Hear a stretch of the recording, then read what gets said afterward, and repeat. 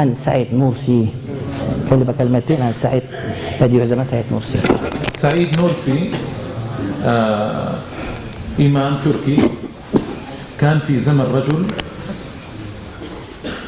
حاول أن يهدم الإسلام في تركيا، يهدم الإسلام في تركيا. اسمه مصطفى كمال. للأسف هذا مصطفى كمال لا أحد يعرف ما هو أصله، ما أحد يعرف. ناس يقول من يهود الدونما الذين جاءوا من الأندلس، ناس يقولون غير ذلك، الله أعلم. لكن أفعاله أفعال خطيرة جدا. حاول أن يهدم الإسلام تماما في تركيا، منع الحجاب، منع الأذان باللغة العربية، ألزم الرجال أن يلبسوا القبعة، حرف الإسلام، منع الحج، يعني فعل أفعال أعوذ بالله كلها كفر وضلال. هنا النورسي كان عالما، وجد أنه إذا واجه هذا الرجل واجه الدولة يعدم يقتل، انتهينا. فاختار أن يواجهه بطريقة أخرى، اختار أن يفكر وأن يكتب كتبا تعمق الإيمان في قلوب الأتراك، لأن الأتراك درسوا الإلحاد يا أيها الإخوة. ليش نحن سعيدون اليوم بفوز حزب العدالة في تركيا؟ لأنه يريد أن يعود بتركيا إلى تاريخها، إلى إسلامها، شيئا فشيئا، تدرج، لأن الوضع صعب جدا جدا. الشباب التركي كان يدرس الإلحاد، الكفر بالله في الجامعات والمدارس.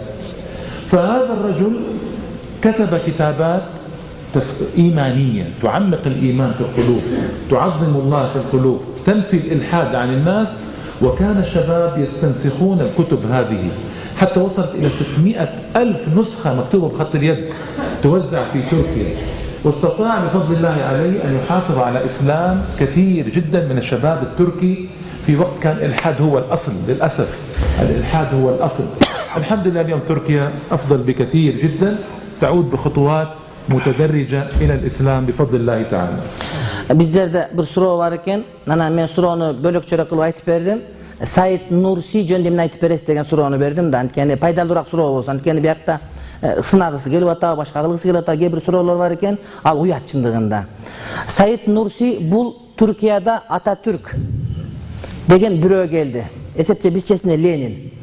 Gelip Müslümanların barın yok kılıp, kırıp, öldürüp, başına selde giygenleri çeştirip, kızı şapıya giygizip, ayalların joluğunu çeştirip, Arap tamgan yok kılıp atınçaga ötközüp, aytor dinde uşunçalık buzgan uçurda oşolorga karşı çıkan Said Nursi Bediüzzaman degen bir Şafi maskabındagı Kürt ulutundagı bir alim çıktı.